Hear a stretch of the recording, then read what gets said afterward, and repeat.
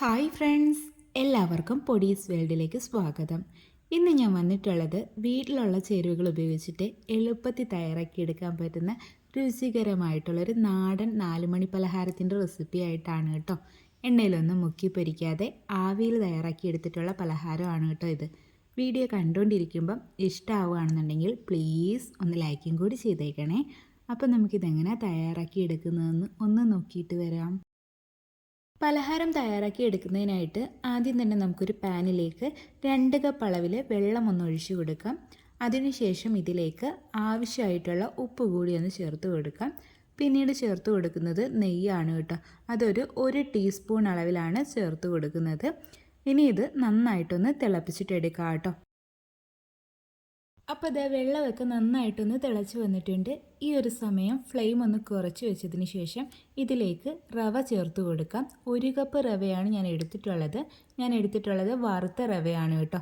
ഇത് നമുക്ക് ചേർത്ത് കൊടുക്കാം. ഒരു കൈ വെച്ചിട്ട് ചേർത്ത് കൊടുക്കുക, മറ്റേ കൈ വെച്ചിട്ട് ഇത് നന്നായിട്ട് മിക്സ് ആക്കിയിട്ട് എടുക്കുക. അല്ലാന്നുണ്ടെങ്കിൽ കട്ട പിടിക്കാനൊക്കെയുള്ള ചാൻസ് ഉണ്ട് കേട്ടോ. അതിനുശേഷം ഇതിലേക്ക് ക്യാരറ്റ് ചേർത്ത് കൊടുക്കാം. ഞാനിവിടെ 1/4 കപ്പ് അളവിലാണ് എടുത്തിട്ടുള്ളത്. ഒന്ന് ഗ്രേറ്റ് ചെയ്തിട്ടാണ് എടുത്തിട്ടുള്ളത് കേട്ടോ.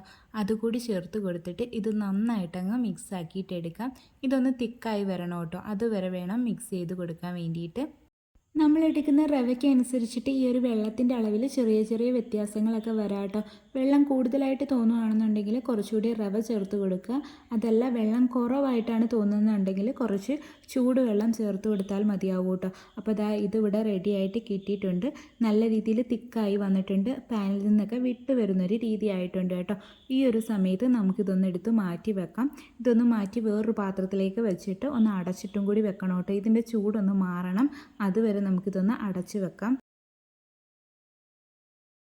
അടുത്തതായിട്ട് നമുക്കൊരു പാനിലേക്ക് 2 ടീസ്പൂൺ അളവിൽ നെയ്യൊന്ന് ചേർത്ത് കൊടുക്കാം. നെയ്യൊന്ന് ചൂടായിട്ട് വരുമ്പോഴേക്കും ഞാനിതിലേക്ക് കുറച്ച് ബദാമും കൂടി ചേർത്ത് കൊടുക്കുകയാണ്.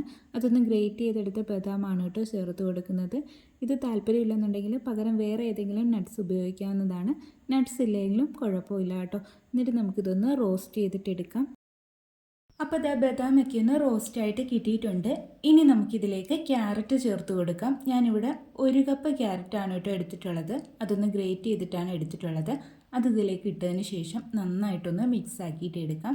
എന്നിട്ടിത് നമുക്കൊരു മീഡിയം ഫ്ലെയിമിൽ വെച്ചിട്ട് 2-3 മിനിറ്റ് നേരത്തേക്കൊന്ന് വഴറ്റിയും കൂടി എടുക്കാം കേട്ടോ.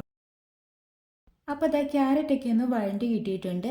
ഇനി ഇതിലേക്ക് തേങ്ങ ചേർത്ത് കൊടുക്കാം. ഞാനിവിടെ 1 കപ്പ് തേങ്ങയാണ് കേട്ടോ ചേർത്ത് കൊടുക്കുന്നത്. എന്നിട്ടിത് നന്നായിട്ടൊന്ന് മിക്സ് ആക്കിയിട്ട് എടുക്കാം.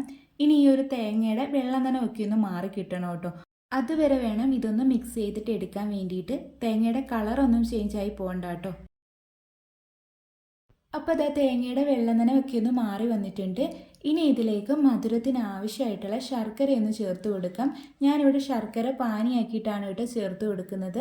1/2 കപ്പ് ശർക്കരയിലേക്ക് 3 ടേബിൾ സ്പൂൺ അളവിൽ വെള്ളവും കൂടി ഒഴിച്ചിട്ടൊന്ന് ഉരുക്കിയിട്ട് അരിച്ചെടുത്തിട്ടുള്ള ശർക്കര പാനിയാണ് കേട്ടോ ഇത് നമുക്കിതിലേക്ക് ചേർത്ത് കൊടുക്കാം. ഇനി ഇതിലേക്ക് 1 നുള്ള അളവിൽ ഉപ്പ് കൂടി ഒന്ന് ചേർത്ത് കൊടുക്കാം. മധുരം ഒന്ന് ബാലൻസ് ചെയ്യുന്നതിന് വേണ്ടിയിട്ടാണ്. എന്നിട്ടിത് നന്നായിട്ടങ്ങ് മിക്സ് ആക്കിയിട്ട് എടുക്കുക കേട്ടോ. ശർക്കരേൻ്റെയൊക്കെ അളവ് നമ്മുടെ ഇഷ്ടത്തിനനുസരിച്ചിട്ട് എടുക്കുക കേട്ടോ. അതിനുശേഷം ഇതിലേക്ക് 1/2 ടീസ്പൂൺ അളവിൽ ഏലക്കപ്പൊടി കൂടി ചേർത്ത് കൊടുക്കാം. ഇതിലേക്ക് ജീരകത്തിൻ്റെ പൊടിയോ ചുക്കിൻ്റെ പൊടിയോ ഒക്കെ താല്പര്യം ഉണ്ടെങ്കിൽ ചേർത്ത് കൊടുക്കുക കേട്ടോ. ഞാനതൊന്നും ചേർക്കുന്നില്ല. എന്നിട്ടിത് നന്നായിട്ടങ്ങ് മിക്സ് ആക്കിയിട്ട് എടുക്കുക. ഇതൊന്ന് ഡ്രൈ ആയിട്ട് വരണം. ഒരുപാട് അങ്ങ് ഡ്രൈ ആയി പോകരുത്. ചെറിയൊരു നനവ് വേണം കേട്ടോ. അതുവരെ വേണം നമ്മൾ മിക്സ് ചെയ്ത് കൊടുക്കാൻ വേണ്ടിയിട്ട്. അപ്പോൾ സ്നാക്കിലേക്ക് ആവശ്യമായിട്ടുള്ള ഫില്ലിംഗ് ഇവിടെ റെഡി ആയിട്ട് കിട്ടിയിട്ടുണ്ട് കേട്ടോ. ശർക്കരപ്പാനിയൊക്കെ ഒന്ന് വറ്റി വന്നിട്ടുണ്ട്. ഒന്ന് ഡ്രൈ ആയിട്ട് കിട്ടിയിട്ടുണ്ട് കേട്ടോ. ഇനി നമുക്കിതൊന്ന് എടുത്ത് മാറ്റി വെക്കാം. അപ്പോഴേക്കും നമ്മൾ ചൂട് മാറാൻ വേണ്ടിയിട്ട് മാറ്റി വെച്ചിട്ടുണ്ടായിരുന്ന റവയുടെ ചൂടൊക്കെ ഒന്ന് കുറഞ്ഞു വന്നിട്ടുണ്ട് കേട്ടോ. ചെറിയൊരു ചൂടുണ്ട്. ഇനി നമുക്കിത് നന്നായിട്ടങ്ങ് കുഴച്ചിട്ടെടുക്കാം. കയ്യിൽ ചെറുതായിട്ട് ഒട്ടിപ്പിടിക്കും കേട്ടോ. കയ്യിൽ ഒന്നുകിൽ കുറച്ച് വെള്ളം ഒന്നാക്കിയിട്ട് ആ വെള്ളം കുടഞ്ഞ് കളഞ്ഞിട്ട് കുഴച്ചിട്ടെടുക്കുക. അല്ലാന്നുണ്ടെങ്കിൽ കയ്യിൽ കുറച്ച് ഓയിൽ തടവിയിട്ട് കുഴച്ചിട്ടെടുക്കുക കേട്ടോ. നന്നായിട്ടൊന്ന് കുഴച്ചിട്ടെടുക്കാം. അപ്പോൾ അതങ്ങ് കുഴച്ചെടുത്തിട്ടുണ്ട്. ഇനി നമുക്കിതങ്ങ് ബോൾസ് ആക്കിയിട്ട് എടുക്കാം കേട്ടോ. കയ്യിൽ ഓയിലോ വെള്ളമോ എന്തെങ്കിലും ഒന്ന് തടവണം കേട്ടോ. അതിന് ശേഷം വേണം ഇതങ്ങ് ബോൾസ് ആക്കിയിട്ട് എടുക്കാൻ വേണ്ടിയിട്ട്. ഇഷ്ടമുള്ള ഷേപ്പിൽ ആക്കിയിട്ട് എടുക്കാം കേട്ടോ. ഞാനിവിടെ ബോൾസ് ആക്കി എടുക്കുന്നതേ ഉള്ളൂ. അപ്പോൾ ആദ്യത്തെ റെഡി ആക്കിയിട്ടുണ്ട്. അപ്പോൾ ബാക്കിയുള്ളതെല്ലാം ഏകദേശം ഒരേ വലിപ്പമുള്ള ബോൾസ് ആക്കിയിട്ട് എടുക്കാം കേട്ടോ.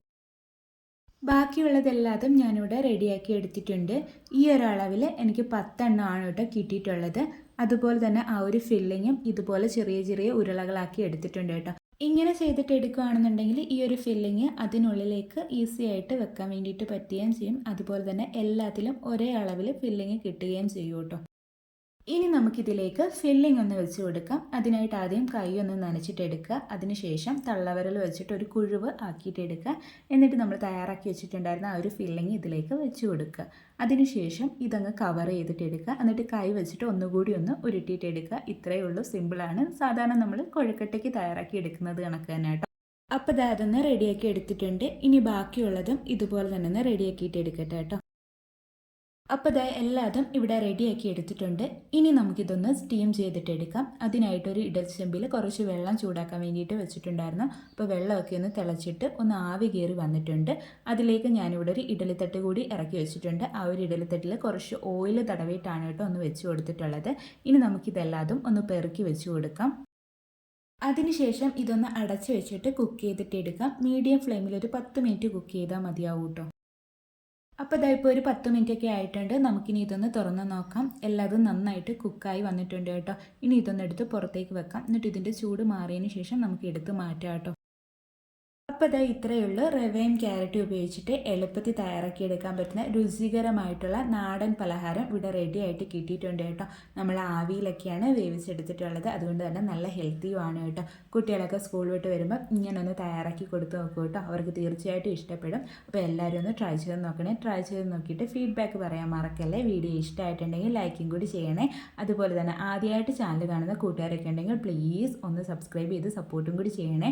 അപ്പോൾ അത് ഞാനൊന്ന് മുറിച്ചിട്ടും കൂടി കാണിക്കുന്നുണ്ട്. നല്ല സോഫ്റ്റ് ആയിട്ടാണ് കേട്ടോ ഇരിക്കുന്നത്.